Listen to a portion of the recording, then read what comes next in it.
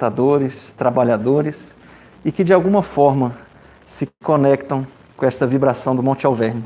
O nosso boa noite a todos vocês, que a paz do Mestre Jesus esteja nos seus lares, nos hospitais, onde quer que vocês se encontrem. É o nosso desejo. Mais uma oportunidade de uma palestra de sábado, às 20 horas. Hoje contaremos com a presença do nosso irmão Ricardo, nos trazendo o tema Medicina e Cura Espiritual. Mais precisamente, o passe espírita, já que o tema é muito vasto. Inicialmente, teremos os momentos iniciais do nosso irmão Sérgio Miller e antes teremos a prece de nossa irmã Isa. De antemão, eu peço aos irmãos em casa que, se puderem, baixar um pouco a luz, se colocar em condições de receber, digamos assim, esse momento de paz, de confraternização e de elevação espiritual. Vamos ao passe, vamos à prece.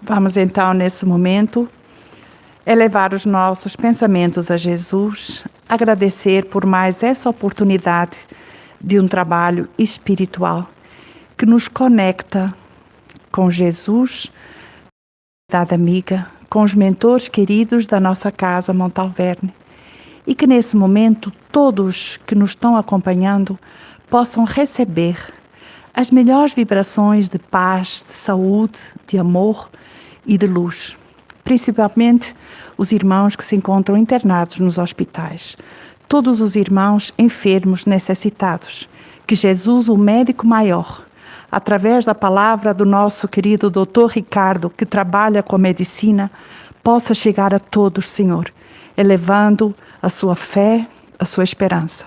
Muito obrigada, Jesus, e fique agora e sempre, que assim seja. Nosso irmão Sérgio Miller fará agora os momentos iniciais.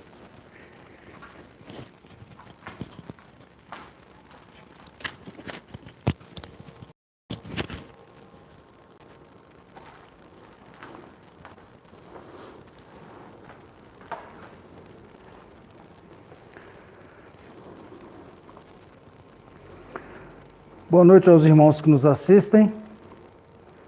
Vamos fazer uma leitura e um rápido comentário que antecede a palestra do nosso irmão Ricardo. Então, do livro Boa Ideia, do irmão Pastorino, pela lavra de Aristóteles, o capítulo 13. Melhor dizendo, o capítulo 15. Escrever uma carta ao amigo distante. Lembre-se dos amigos, principalmente daqueles que estão longe. Quem sabe, um deles estará passando por dificuldades íntimas. Uma carta escrita com sinceridade e afeto funcionaria como bálsamo. Não se renda à indisposição. Se você anda muito ocupado, procure um tempinho e faça isso. Coloque-se no lugar do destinatário. Vai ser ótimo. Envie ao coração querido os seus sentimentos de renovação e paz.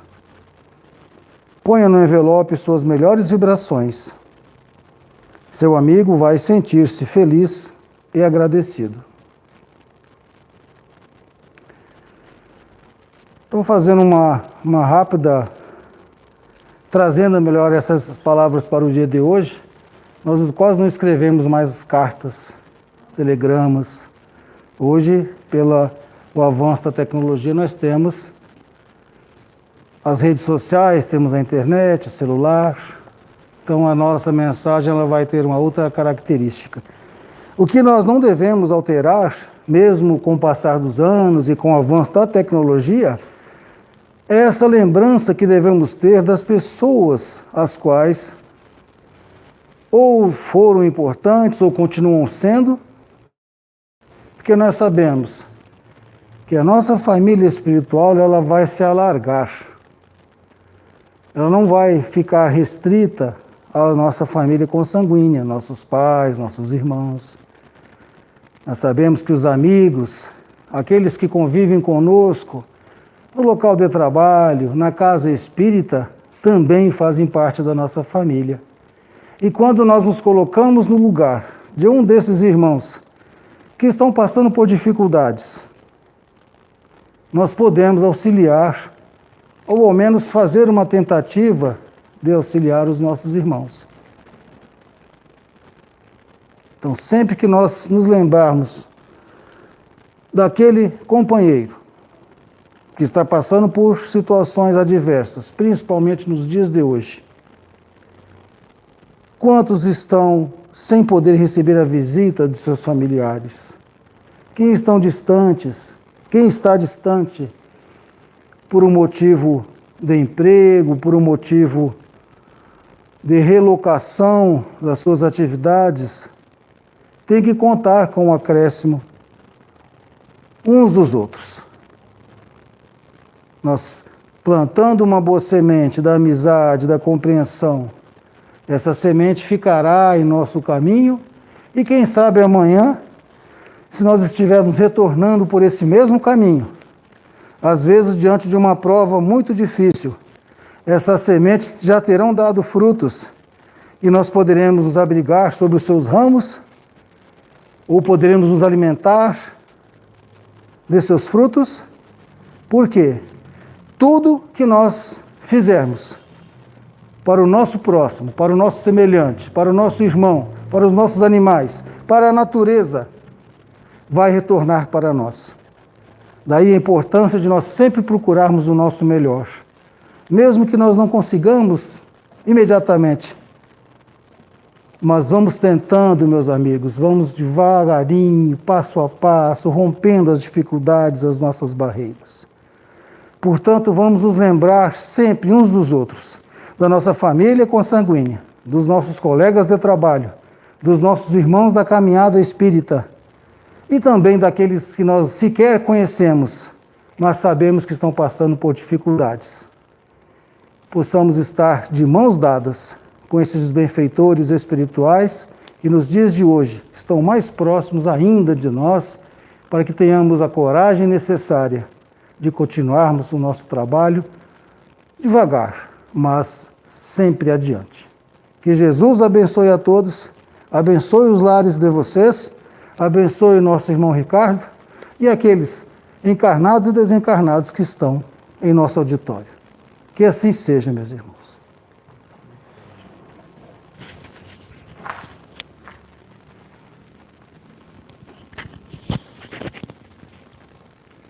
Nosso irmão Ricardo fará agora a nossa palestra, que os mentores espirituais possam intuí-lo.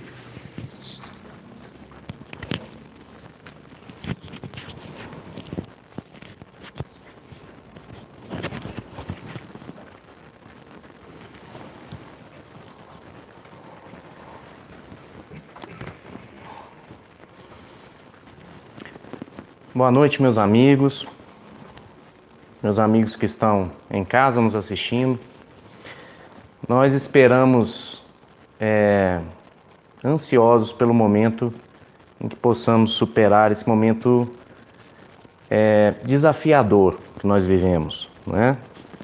O mundo se encontra afetado por uma doença, uma pandemia, mas reparem que em nenhum momento a gente deve considerar que o momento é difícil, de tristeza, em nenhum momento devemos ter medo, porque quem estuda a doutrina espírita não se permite a isso.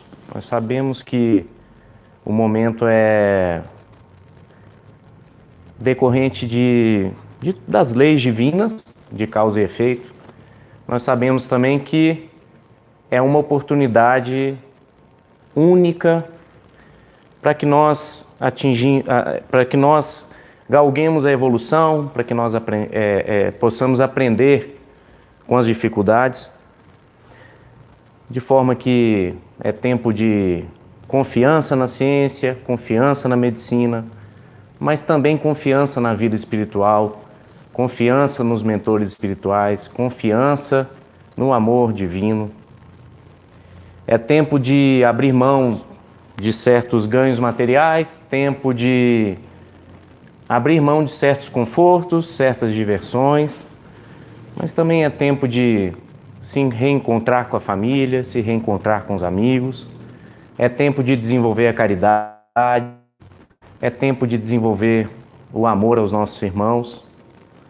Então, que nós tenhamos confiança num futuro melhor. Mas todo tema que associa cura e medicina é atual. E nesse momento mais ainda, já que nós vivemos a pandemia do Covid-19. E eu queria iniciar o raciocínio com vocês da seguinte forma. O conceito de doença tem modificado muito nos últimos tempos, né? A ponto de eu poder afirmar que não existe doença, existe um ser doente, né? E um ser que não é só formado pelo corpo físico, pelo corpo carnal. Alguns pesquisadores, principalmente aqueles que pesquisam um efeito chamado de efeito Kirlian, que nada mais é do que o estudo da aura e de seus estados. A aura, como já explicamos algumas semanas atrás, a aura que é o fluido vital do nosso organismo. Eles conseguem, a partir da determinação de características da aura, prever doenças orgânicas que virão a acontecer. Nada mais lógico e intuitivo que pensemos, então, em uma terapêutica natural baseada na doação de energia, na fluidoterapia. Em várias culturas, em várias religiões, já se é bem conhecido a doação energética, mas para nós espíritas ela tem um nome e esse nome é passe. E o passe espírita tem características bem definidas, que é o tema da nossa conversa de hoje à noite. É impossível estar no Monte Alverne, isso até não estava na minha fala, mas a gente sempre relembra do Ariston, e me veio aqui uma anedota do Ariston, como sempre, com um humor singelo, mas muito inteligente, né? Contava ele que o indivíduo entrou na cabine de passe para receber um passe e esse indivíduo, então, fica olhando, meio desconfiado para o médium concentrado, de olho fechado. E um pouco antes do momento do passe, então, o médium fez um contato visual com ele, fez um aceno com a cabeça e ele emendou: capricha, meu irmão. E um cliente exigente. Mas nós vamos ver aqui se ele não deixa de ter razão. Se nós que trabalhamos com cura e trabalhamos com o passe de cura especificamente, se nós não temos que caprichar um pouco mais. É isso que nós vamos ver aqui hoje. Passo o próximo. Relembrando um pouco a nossa explanação anterior a algumas semanas, né? Nós chegamos a uma conclusão, ao final dela, de que nós não somos seres carnais apenas. Nós não somos apenas matéria densa. Nós somos, em princípio, um espírito, uma inteligência criada diretamente por Deus. E esse espírito possui um envoltório chamado de perispírito, fazendo uma revisão aqui. O perispírito que nada mais é do que o fluido universal, que é modificado a depender do planeta em que esse espírito está encarnado. E ele então é um envoltório desse espírito. Ele também é um livro onde estão registrados todos os acontecimentos da nossa existência, todas as nossas encarnações, tudo aquilo que nós adquirimos de conhecimento, assim como todos os erros cometidos. O perispírito, então, ele está associado a um laço energético, a um campo magnético, a um fluido que confere vida, enquanto encarnado, para esse espírito, então existe o engajamento do espírito, do perispírito e do corpo físico. Esse fluido vital, que nada mais é do que magnetismo, ele se encontra circulando no organismo e é ele o que define, que nós já comentamos aqui, a aura desse indivíduo. O que nós observamos. Lembrando que a aura nada mais é do que uma fotografia do campo energético desse indivíduo naquele momento. É diferente de perispírito. Vamos entrar então no assunto da noite. Próximo, Sérgio. Que é o passe espírita. Definição do passe espírita é transmissão conjunta de fluidos magnéticos provenientes do encarnado e de fluidos espirituais provenientes de benfeitores espirituais. É dessa forma que o Espiritismo reconhece a fluidoterapia.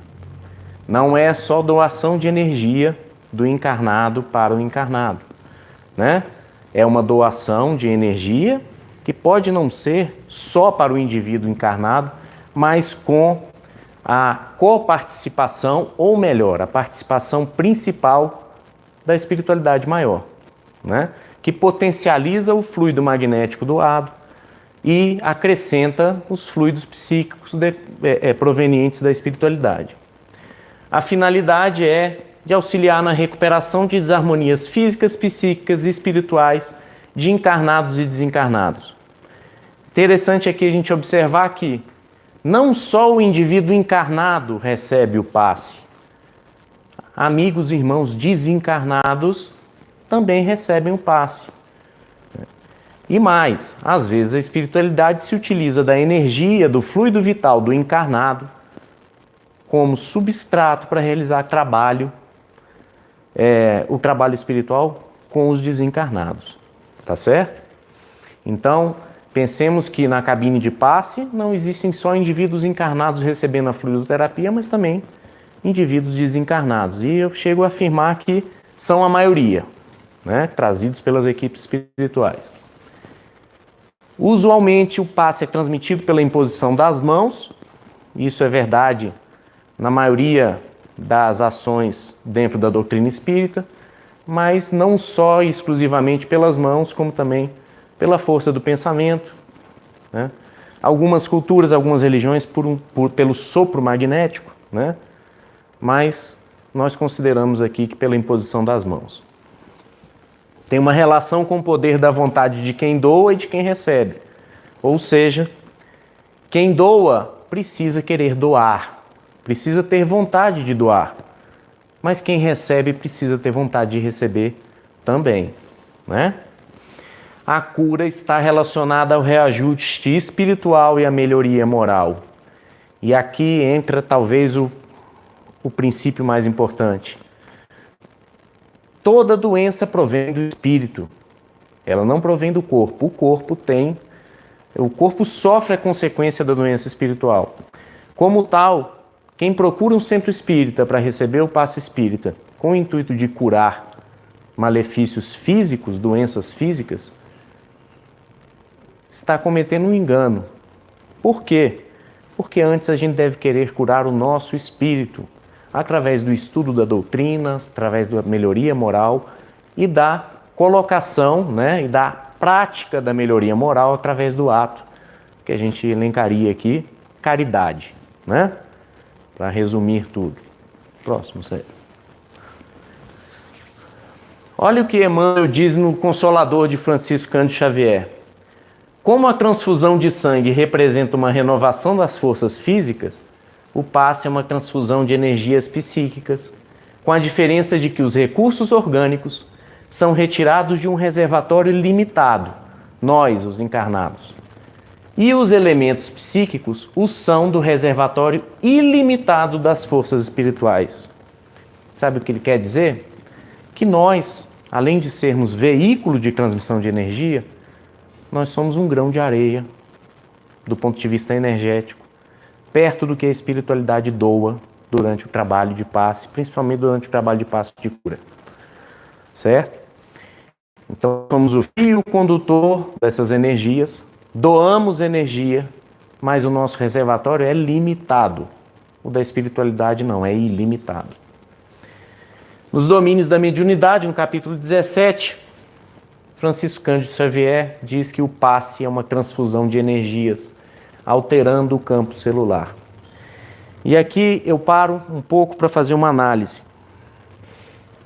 Quando ele diz alterando o campo celular, ele fornece a ponte para que nós possamos entender que o equilíbrio ou desequilíbrio energético atua no organismo, não em nível de sistemas, de órgãos, mas em nível celular.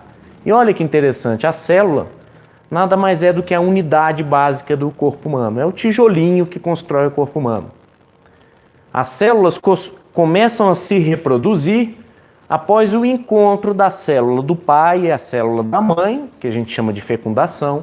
Se forma um embriãozinho e esse embriãozinho começa a se reproduzir, as células começam a se reproduzir. No início, são células que a gente chama de indiferenciadas. O que significa isso? Células que podem se tornar célula de qualquer tecido do organismo. E de acordo com os estímulos químicos que acontecem naquele processo, mas os estímulos energéticos também, e eu cito aqui o amor materno, o amor paterno, né? A música, a boa música durante a gravidez, né? O amor, o carinho entre os membros daquela família, tudo isso contribui para que essas células se diferenciem e formem um indivíduo, quando eu falo indivíduo, organicamente saudável. E olha que interessante, cada célula do nosso organismo, apesar de ser uma unidade, um tijolinho, elas são diferentes entre si. Então uma célula do sistema nervoso é uma coisa comprida, como se fosse um fio, especializada em passar impulsos elétricos. Uma célula da nossa pele é literalmente um tijolinho. Ela é plana em cima, compridinha assim como um tijolo, e impermeável ao meio externo, à água, né? Às substâncias do meio externo.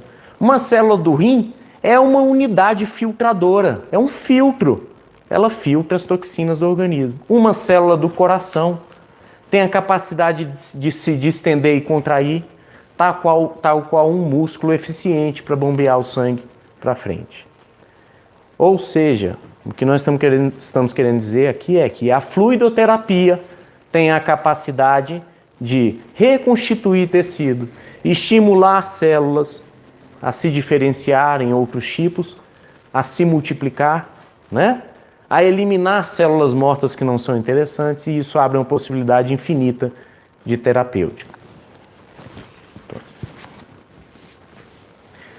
Aqui eu faço um parêntese para nós conversarmos um pouco sobre o que é mediunidade, principalmente a mediunidade curadora.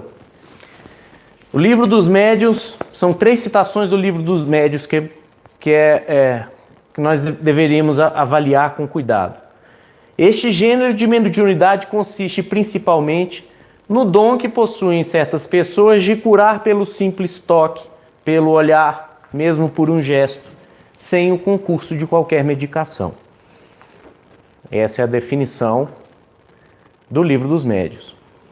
Mais embaixo ele complementa: evidentemente, o fluido magnético desempenha aí importante papel. O fluido magnético é o fluido doado pelo encarnado, o fluido vital, nós já vimos.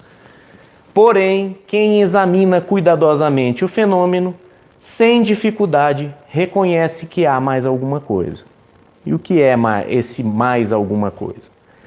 A intervenção de uma potência oculta, que é o que constitui a mediunidade. Vou ler de novo. A intervenção de uma potência oculta, que é o que constitui a mediunidade, se faz manifesta em certas circunstâncias, sobretudo se considerarmos que a maioria das pessoas que podem com razão ser qualificadas de médiuns, curadores, recorre à prece, que é uma verdadeira evocação. O que significa? Que mediunidade curadora, sem contato com os bons espíritos e a espiritualidade maior, não é mediunidade. Certo? É magnetismo, é qualquer outra coisa. Mediunidade curadora demanda contato com a espiritualidade, conjunção com os espíritos superiores, ser um fio que canaliza as energias ilimitadas do plano espiritual para nossos irmãos. tá certo? E aí eu conto uma história que ela é conhecida no meio espírita, talvez as pessoas não identifiquem, porque eu não vou contá-la com detalhe. Mas conta-se que num centro espírita, numa cidade do interior do Brasil, um centro espírita modesto, mas de certa forma modesto, pequeno, né? Sem colaboradores muitos. Mas um centro espírita tradicional já de algum tempo. Um médium, um jovem, começou a se destacar no trabalho de cura, produzindo curas consideradas milagrosas. Saiu em revistas, em telejornais, né? Curando câncer, curando doenças cardíacas. E esse rapaz, realmente, ele era um estudioso da doutrina espírita, um rapaz que buscava o melhoramento moral, um rapaz que não cobrava, não tinha ganhos materiais com o trabalho. E ele chamou a atenção de alguns pesquisadores da doutrina espírita. Mas acontece que, a partir de um certo momento, a vaidade por estar curando se tornou maior do que a satisfação que ele tinha em produzir a cura pelo bem do próximo. E esse grupo espírita é chamado para investigar o fenômeno e logo na primeira reunião recebe uma mensagem de um dos mentores desse grupo dizendo que aquele rapaz, infelizmente, ele não teria futuro na mediunidade, né? No trabalho de cura. E conta que, infelizmente, ele estava se enveredando por um caminho, por mais que ele não cobrasse, que ele tinha muita fé, mas que a vaidade estava tomando conta, né, da atuação dele. E é interessante porque a gente tende a achar que a espiritualidade que trabalha com a gente, que são espíritos muito superiores, que estão incondicionalmente ao nosso lado, e não é assim. Eles também pegam antipatia da gente. Eles também rompem o compromisso quando eles sentem que o trabalho está indo para um lado que eles não aprovam, né? E esse mentor falou, olha, infelizmente esse jovem não tem futuro, e realmente, com o tempo, aquelas curas que eram produzidas começaram a ser cada vez mais raras, e ele começou ele tinha um poder magnético muito grande, de forma que as pessoas se sentiam melhor ali no momento do passe, né, na presença dele, mas essa melhoria não se mantinha, né? E com o tempo ele mesmo se desacreditando e se afastou da doutrina espírita, se afastou do trabalho. Então, cuidado, nós todos devemos ter cuidado, porque mediunidade não é só ter a capacidade mediúnica, a capacidade de ser um fio condutor. Mediunidade é trabalho constante de nos melhorarmos, né? E evitarmos nossas más inclinações. Certo? Vamos lá, o próximo, Sérgio. Bem, alguns conceitos técnicos aqui que não tem como a gente deixar de falar. Para algumas pessoas acho que pode ser até maçante, mas eu vou procurar ser breve, o mais sucinto possível. Nós citamos numa palestra anterior sobre os centros energéticos, conhecidos por alguns como chakras, por outros como plexos. O que são os centros energéticos? São portais, vamos dizer, são centros localizados em posições específicas do nosso corpo físico, em que há energia circulando e se intercambiando com o perispírito, com o espírito, mas não só com as estruturas do nosso ser, se intercambiando com o meio externo, com o ambiente e com os outros. Esses centros energéticos eles estão sempre associados às estruturas orgânicas do nosso corpo físico. Por que são importantes? Porque a partir deles nós doamos, mas também nós recebemos os fluidos, bons ou ruins. São 7. Normalmente eles são organizados, e aqui eu preferi organizá-los de cima para baixo, numerando o primeiro o mais acima e o sétimo mais abaixo. Isso tem uma razão de ser. Alguns numeram de baixo para cima, mas eu preferi assim porque os 3 centros energéticos superiores possuem uma energia um pouco mais diáfana, um pouco mais fluida, e os centros energéticos, especificamente os 3 inferiores, possuem uma energia mais voltada para o plano terrestre, mais materiais, mais animais, digamos assim. Tá certo? Por ordem de importância, centro energético número 1, centro que nós chamamos de coronário, localizado no alto da nossa cabeça, em contato com a glândula pineal, é o mais importante de todos. Por quê? Porque ele coordena todos os outros. E ele possibilita a ligação com o plano espiritual. Uma energia muito fluida, de uma frequência de vibração muito intensa. No campo magnético, ele serve de doação para a espiritualidade produzir ações, trabalhos. No campo mediúnico, ele está associado com a percepção que alguns médiuns têm da chegada de espíritos de luz. Tá certo? É a interação entre o mundo espiritual e o mundo orgânico.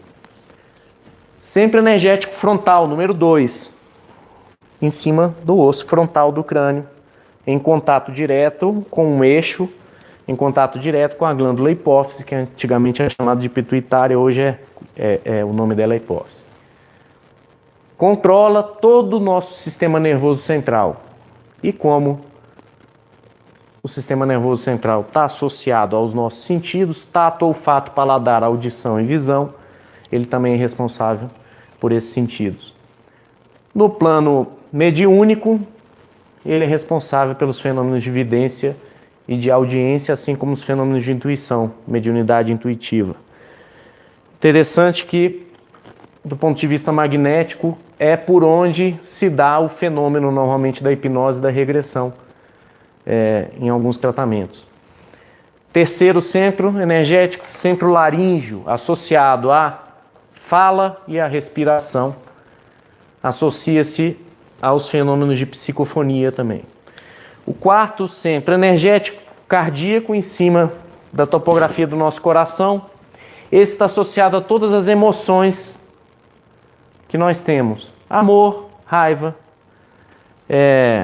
ódio, perdão, solidariedade, compreensão, né? Amor, como o homem reconhece o amor, e como tal, ele é um filtro das energias, dos fluidos dos centros energéticos inferiores, e ele qualifica o fluido doado. Ou seja, se nós entramos na cabine de passe para dar um passe e nós estamos com raiva, nervosos, sobressaltados, né?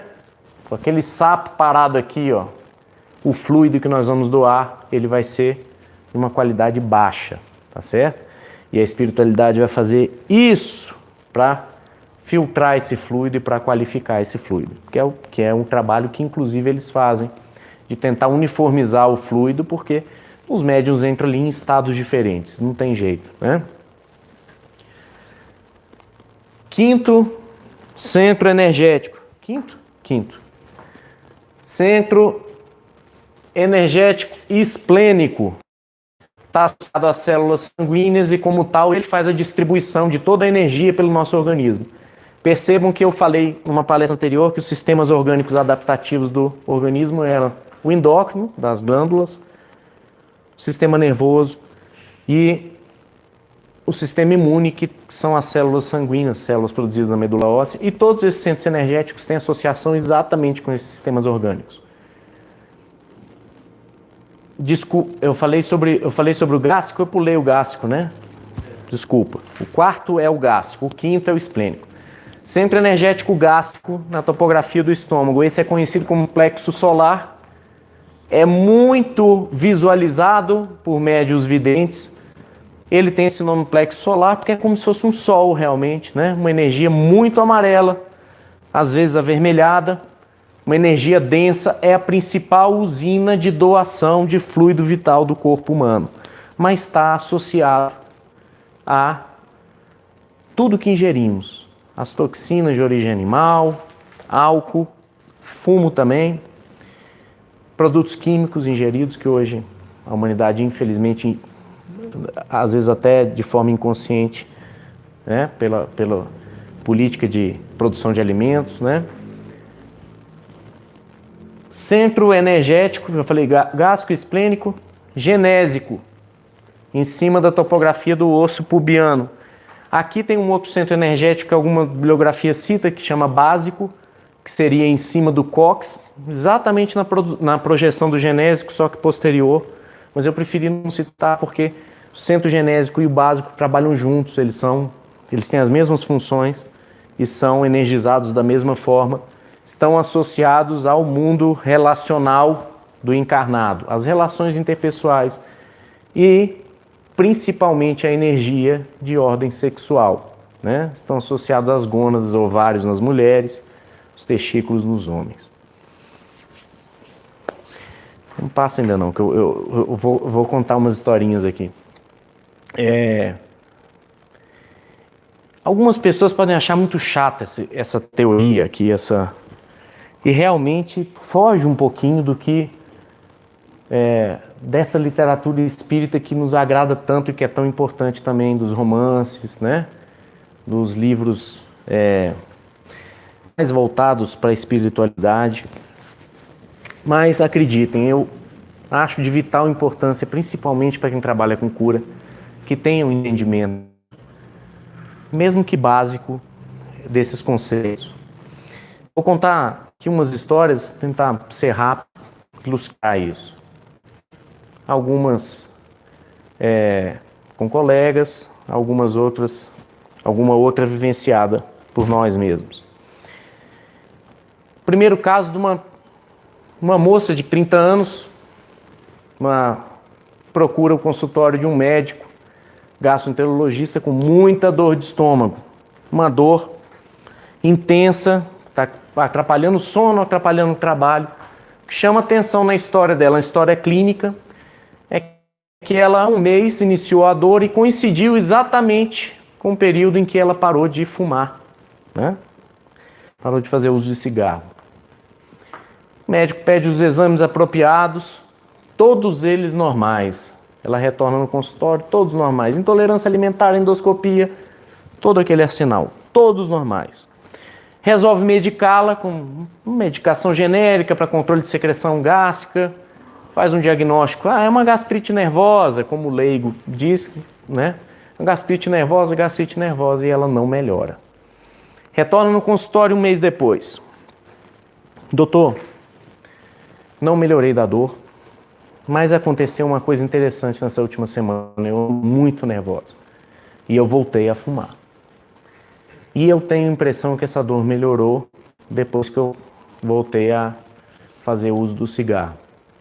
O médico, obviamente, o cigarro agride o estômago, agride a mucosa gástrica. Mas o médico é espírita e é oferecido para ele uma vidência no momento da consulta. Ele consegue visualizar o plexo solar da paciente. Como ele tem esse conhecimento e ele sabe a característica de um plexo solar rígido, normal, saudável, ele só consegue enxergar fumaça nesse plexo solar. Tem liberdade de falar com a paciente e encaminha ela para o centro espírita onde ele trabalha. E esse é um momento difícil para um médico, porque nem sempre a gente tem essa penetração com o paciente, a gente tem muito receio, cada um tem sua crença, né, de falar e ser agressivo. São vários fatores que influenciam.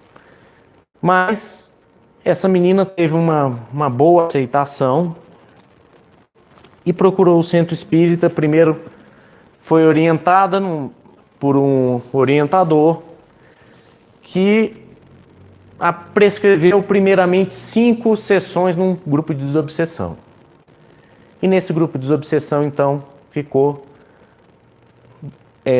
caracterizado uma obsessão por um irmão que, infelizmente, ainda preso ao vício do tabagismo, parasitava exatamente o centro gástrico dela, sorvendo aquela fumaça que dali exalava. E depois desse tratamento de obsessão, graças a Deus, esse irmão foi encaminhado para um tratamento espiritual, aceitou, e ela foi encaminhada então para um grupo de cura, onde foi feito um trabalho de revitalização do centro gástrico, nunca mais sentiu nada. E hoje ela trabalha no centro espírita e é médium num grupo de cura. Então, outro exemplo, paciente procura o cardiologista com dor no peito, falta de ar, faz todos os exames, tudo normal. E esse paciente relata para o cardiologista: doutor, essa dor, essa falta de ar, essa dor no peito que eu tenho, ela só eu sinto quando eu chego na minha repartição pública. Ele tinha sido transferido há um mês para uma repartição pública no centro da cidade do Rio de Janeiro, num prédio histórico. E o médico então fala: pronto, é síndrome do pânico. Ele está com um diagnóstico de pânico que realmente dá esses sintomas: falta de ar, dor no peito, e associada a estresse, a algum momento específico. Encaminha para o psiquiatra. O psiquiatra começa a tratá-lo com medicação e indica também uma psicoterapia. E esse psicólogo, graças a Deus, era espírita. Trabalhava no centro espírita. E intuiu, né, trabalhava com regressão, inclusive. E propõe para o paciente uma terapia de regressão. E é bem sucedida. E nessa terapia de regressão, ele se vê nesse prédio, há 3 séculos atrás, em um incêndio que ocorreu no prédio. Ele viu o corpo dele estirado no chão, morto, asfixiado por uma viga de madeira que tinha caído do teto. Mesma coisa, encaminhado para um centro espírita, se diagnostica uma descontinuidade perispiritual na topografia do centro energético laríngeo, do cardíaco. É feito um tratamento, mas mais que isso, a espiritualidade se manifesta e diz que aquele momento em que ele falece ali naquele local, ele tinha cumprido uma etapa, uma prova assumida por ele mesmo. E que ele não tinha mais dívida nenhuma quanto àquela situação. No entanto, a memória dele tinha ficado presa àquele fato. E que os mentores, então, sinalizam que precisa ser feito um trabalho para que não é bem apagar, mas que se atenue essa memória no corpo perispiritual dele. Não tinha mais necessidade nenhuma dele vivenciar aquilo e ele estava vivenciando. Também tratado. Terceira história, que acontece corriqueiramente com nós todos, quando trabalhamos em grupo de cura. Médio de sustentação num grupo de cura. Ali, doando energia para o trabalho, o dirigente percorrendo as macas. Ele abre o olho e toma um susto. Na topografia aqui do crânio, como se estivesse cortando o corpo físico mesmo. Ele tomou um susto com aquela visão, mas entende, estuda a doutrina espírita e percebe que é a topografia do centro energético coronário. E ele, como médio de sustentação, então mentaliza uma energização do plexo frontal do dirigente para que as células do sistema nervoso deles estivessem preparadas e se adaptassem àquele influxo de energia que era intenso, imenso, e às vezes certas entidades que se aproximam do trabalho têm uma luz muito forte acima da capacidade física da gente absorver e doar, e com aquela sustentação então do médium, as fibras do sistema nervoso central desse dirigente começam todas a vibrar e essa luz que cortava a cabeça dele começa a se transmitir para toda a sala, né? E são diversos exemplos, né? E curiosos, mas corriqueiros e muito mais comuns do que a gente imagina, né? Então, são casos só para ilustrar a importância do tema. Entrando um pouquinho no passe de cura, na técnica, nós sabemos que existe um tripé nesse processo. A espiritualidade, o doador, o médium que dá o passe e o paciente, mas existe um ambiente em volta. E esse ambiente também troca energia com todos eles, né? Então, nós vamos explorar um pouquinho o que cada um desses tem de característica e como que nós podemos melhorar o nosso processo, o nosso trabalho de cura. Analisando o ambiente, passe de cura deve ser realizado até segunda ordem no centro espírita. Por quê? Porque no centro espírita nós temos condições de evitar ou minimizar energias degradantes. Não pode ser feito num lugar público, onde as pessoas têm pensamentos vários, têm conflitos vários. Dentro de um centro espírita, as pessoas estão em oração, com pensamento elevado. A espiritualidade já tem um compromisso com aquela casa. Imagine se eu indico para um paciente meu uma cirurgia e falo, ó, eu vou te operar lá no quarto do fundo, lá de casa. É a mesma coisa. Eu vou te operar lá no quartinho, lá no fundo. Não, rapaz, fica tranquilo que tá tudo certo. Não, a equipe toda vai estar lá. O que é isso?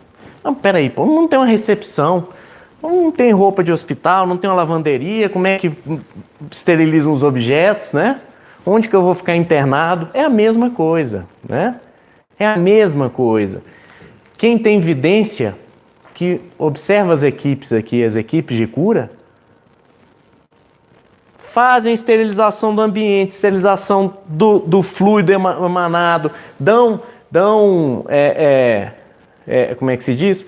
Levam esse fluido para ser purificado, né? Então, é um trabalho semelhante. A gente precisa parar de achar que é alguma coisa muito mágica.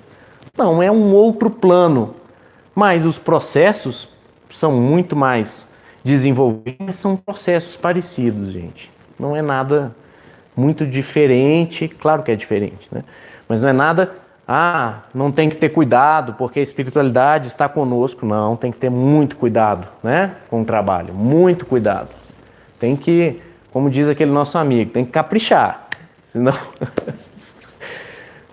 o centro espírita, então, é um local de atividades edificantes, onde a energia é equilibrada e revigorante. A sala destinada ao trabalho dentro do centro espírita deve ser limpa, ampla, a iluminação adequada, muita luz, inibe o processo de doação energética e pouca luz pode constranger também os pacientes, né?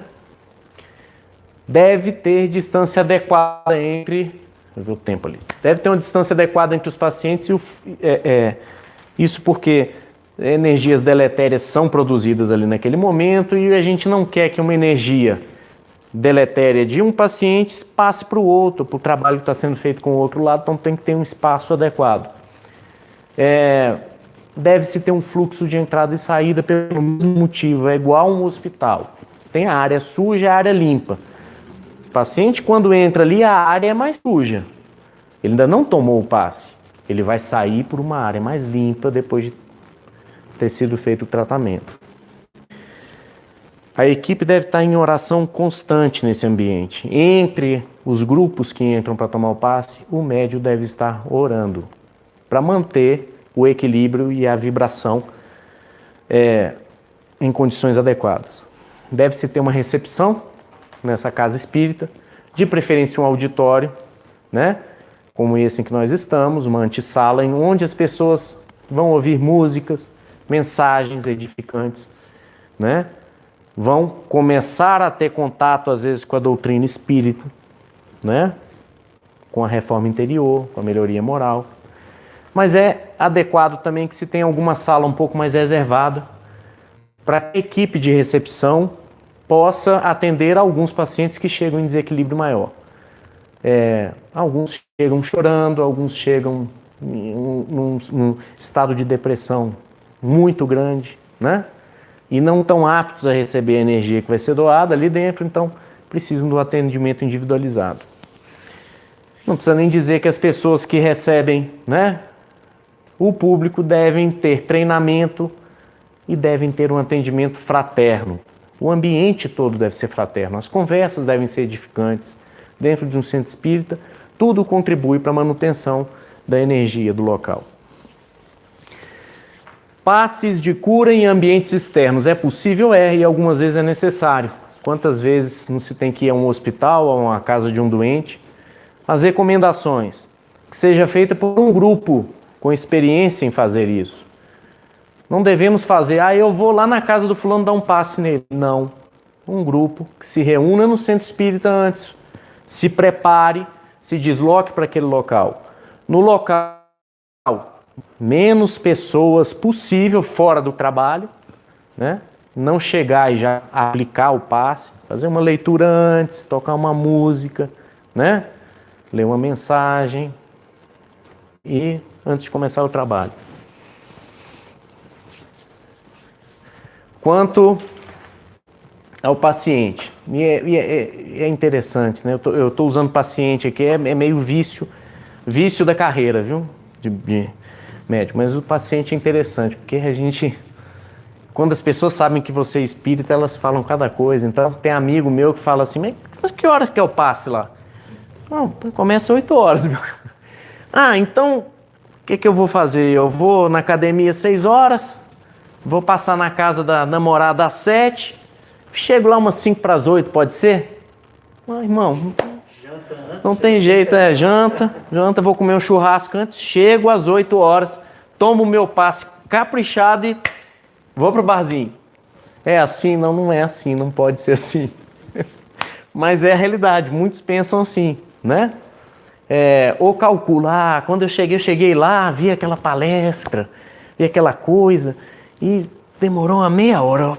Eu vou chegar no final da fila lá, que eu já chego, já tomo meu passe logo, já me limpo e vou. Caio na vida. Não é assim, né? As orientações, então, para o nosso paciente. Água fluidificada.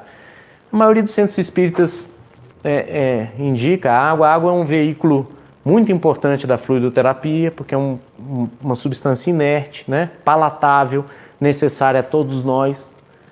Então, é uma ótima estratégia para se manter o tratamento após a sessão do passe. A alimentação no dia do tratamento, deve-se tomar cuidado com as refeições, principalmente toxinas de origem animal, porque, como nós já mostramos lá no centro energético, a teoria, o fluido fica mais denso, né? O álcool e o fumo devem ser desencorajados, esses sempre, né, comprometem demais o equilíbrio energético do paciente. Deve ser recomendado repouso físico, se possível, no dia do passe, né? E após o passe. Assim como cuidado com os ambientes visitados. Essa história de sair do passe e ir para o barzinho, não dá. Enxugar gelo não adianta, né? Sair do passe, entrar dentro de casa e discutir com a esposa, não dá, né? Brigar com o irmão, não dá. Sair do passe e ir para a academia malhar, não é indicado, né? É repouso. Uma boa leitura, um bom filme, com mensagens edificantes, uma música calma. Orações e leituras adequadas, né? São indicadas, é aquilo que a gente chama de orar e vigiar. Isso sempre, né? Oração é proteção. Oração aumenta nossas defesas e reequilibra nossas energias, né? E nós temos que estar vigilante às más influências que nós estamos sujeitos, todos nós encarnados, né? Influências de desafetos, né? Do plano espiritual, do plano físico mesmo. Deve ser orientado para esse paciente os fatores associados à cura. É preciso melhorar. Precisamos melhorar, precisamos ter fé em Deus, né? Precisa-se ter confiança no médium e na espiritualidade maior. Então, aquela pessoa que é trazida aqui, estão indo lá porque estão me levando, não tragam à força ninguém para um tratamento espiritual, a não ser que essa pessoa seja dependente, não consiga tomar suas atitudes por ela mesma. Mas é preciso conscientização, é preciso acreditar no processo, é preciso ter empatia, simpatia pelo trabalho, pela espiritualidade. Cada um tem seu tempo. forçar alguém a procurar ajuda espiritual não é uma estratégia interessante. Esse paciente tem que ter noção dos limites da cura. E aqui é uma situação difícil porque nós recebemos muitas pessoas que ainda não têm ainda a familiaridade com a doutrina espírita e às vezes vêm para um passe de cura, não obtém melhora na doença física, principalmente. Não adiantou de nada, né? E não volta. Mas a gente precisa entender que, primeiro, existe uma lei de ação e reação e muitos males que a gente padece são resultados de atitudes pretéritas, que não é com simples sessão de passe que nós vamos corrigir, né? É com nossas atitudes. Há uma ajuda espiritual aqui, mas nós não vamos corrigir dessa forma. Algumas condições são provas que nós temos que passar por elas. E aí eu relembro a mensagem de André Luiz, que o ser humano não quer a cura, ele quer a anestesia. Então, se a doença se origina do espírito e nós só buscamos a cura física, o que nós estamos querendo é anestesia. Com certeza, o trabalho de cura vai nos ajudar. Pode ser que nós obtenhamos a cura física? Sim. Mas pode ser que nós só aprendamos ou que nós consigamos potencializar o aprendizado com aquela doença. Isso já é muito, gente. É mais do que obter cura física. É obter cura espiritual. E é preciso abandonar a ideia de que a doença é uma punição, né? Nós não somos punidos por Deus ou pela vida. Deus é misericordioso. E a lei divina é justiça infinita. É matemática ao extremo. Se sofremos por um lado, de outro lado alguma coisa devemos ter feito, né? Ou pedimos o sofrimento. Isso é uma discussão mais filosófica, mais profunda, mas é isso realmente. Quanto ao doador, ao médium passista, óbvio, estudo da doutrina espírita e melhoramento moral. Não só da doutrina espírita, de tudo que cerca o trabalho de cura. Uma noção básica do que é o corpo humano, do que é o ser integral, do que é esse universo infinito que é nosso ser, infinito no sentido energético, precisa se ter. E está sempre se melhorando, está sempre estudando cada vez mais, digamos assim. O estudo do corpo, do humano, do ser integral, sim. Livro Nos Domínios da Mediunidade, uma outra citação: indiscutivelmente não prescindimos do coração nobre e da mente pura no exercício do amor, da humildade e da fé viva, para que os raios do poder divino encontrem acesso e passagem por nós a benefício dos outros, né? O médium é o primeiro a buscar o melhoramento moral, né? Ele vai ser um fio perfeito dessas energias maravilhosas na medida em que esse fio estiver cada vez mais puro e livre de sujeira, de impureza, né? Não tenho dúvida disso. Outra citação: importa ponderar que em qualquer setor de trabalho a ausência de estudo significa estagnação. E é isso, estudar sempre. Recomendações: o médium de cura deve estar em saúde física, psíquica e emocional equilibrado. Resumindo, o médium tem que estar melhor do que o paciente, né? Vamos vir aqui aplicar um passe doentes, né? Com problemas. Porque o que a gente precisa doar são boas energias. A gente não precisa receber a energia daquele que nós estamos querendo ajudar, né? Se está nesse estado, procure o grupo onde você trabalha e tome o passe, receba o passe. Não é vergonha para ninguém, todos nós temos momentos difíceis que nós passamos e não temos condição de doar. Isso acontece com todos. Hábitos de higiene não precisam ser ditos, roupas discretas. Interessante, eu vi num livro sobre passe esse negócio de evitar perfume. Eu adoro perfume, mas realmente o perfume, até quando você faz um atendimento médico, alguns perfumes causam enxaqueca em alguns pacientes, né? causam alergia. Tem gente que espirra com perfume, né? E a gente não quer causar desconforto nenhum para quem está recebendo o passe. Igualzinho o paciente, alimentação livre de toxina, mais ainda, porque nós vamos doar energia. Então, as toxinas de origem animal, então, recomenda-se, né? O ideal é que, isso é uma discussão muito grande, o ideal é que ninguém comesse carne, né? Mas, pelo menos nas 24 horas do trabalho. Abandono de álcool e fumo, não precisa nem dizer, né? Vícios. Repouso sexual por 24 horas, a atividade sexual, ela exaure o sistema nervoso central, dificulta a doação de energia.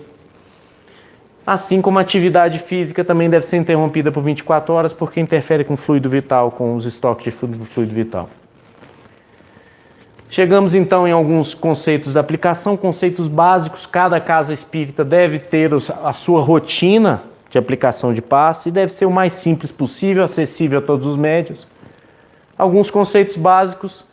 Lembrar que o sentido das correntes energéticas é sempre de cima para baixo, então a gente sempre inicia a aplicação do passe pelo centro coronário e, se há necessidade, energizamos os outros centros energéticos. Sempre proteger o campo magnético, que é aquilo que eu disse antes da distância dos pacientes, evitar, né? Se nós estamos fazendo um movimento de limpeza do centro energético, sempre liberar essa energia para trás e não em direção aos outros médios que estão ao lado. Deve haver uma sintonia, um acoplamento entre o doador e o paciente. O que é esse acoplamento? Eu vejo muito médium em grupo de cura ou qualquer aplicação de passe de olho fechado o tempo inteiro.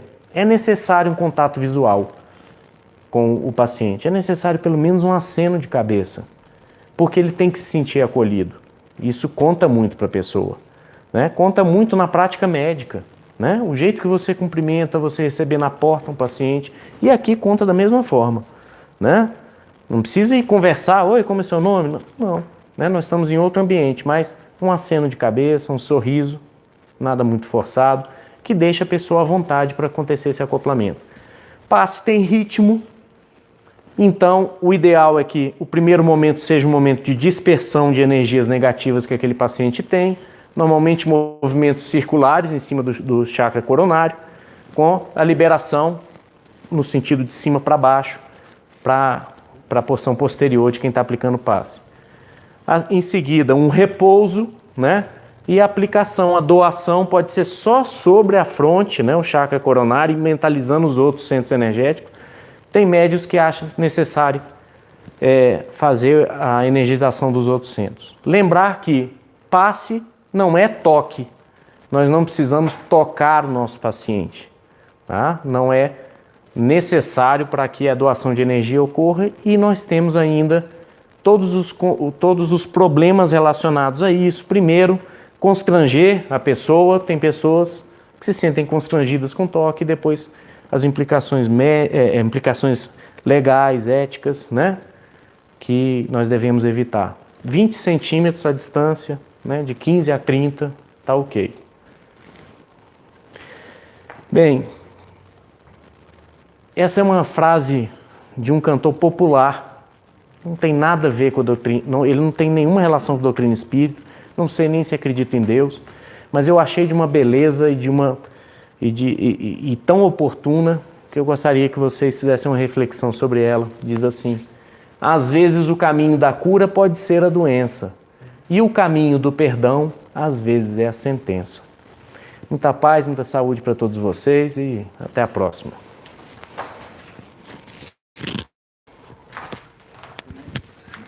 Tomei água. Obrigado. Agradecemos ao irmão Ricardo, que nos trouxe não apenas uma palestra, mas uma verdadeira aula. Um médico trouxe a sua experiência aliada à doutrina espírita. Quão bom seria se todos nós tivéssemos a oportunidade de nos consultarmos com um médico com essa visão. Bem, chegamos aos momentos finais. Vamos agora fazer a aplicação coletiva de paz, aproveitando toda essa aula que foi dada.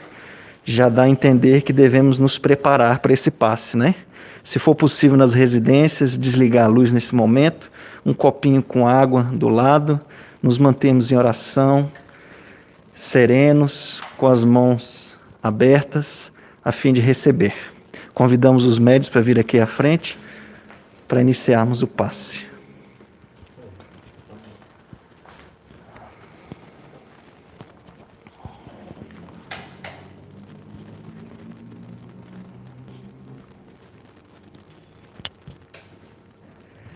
Então vamos todos fechar os olhos, abrir o coração, sintonizar a espiritualidade maior. Em primeiro momento, agradecer a oportunidade de estarmos no plano encarnado, seguindo com os nossos compromissos. Pai Francisco, irmão Chico Xavier, neste momento, queridos amigos espirituais, pedimos em favor de todos aqueles que estão em seus lares, nos hospitais, nas ruas, no Brasil e em toda parte do planeta Terra, que na noite de hoje, todas essas almas necessitadas recebam o amparo necessário, a confiança, o otimismo, a alegria, com a certeza de que o bem é permanente, a luz é permanente, tudo mais é passageiro. Com a fé de que tudo vai dar certo no final. Tenhamos calma, tranquilidade. Os amigos espirituais, com certeza, visitarão nossos lares. Sairemos desta noite melhores. E todos os nossos familiares, conhecidos, amigos que estão passando por um momento de provação, serão abençoados e sairão mais fortes, e que, acima de tudo, a vontade de Deus prevaleça, hoje e sempre. Que assim seja. Graças a Deus, mais uma palestra. Agradecemos a presença de todos nos seus lares e no próximo sábado, se Deus quiser, aqui estaremos. Muita paz, luz, otimismo, hoje e sempre. Que assim seja.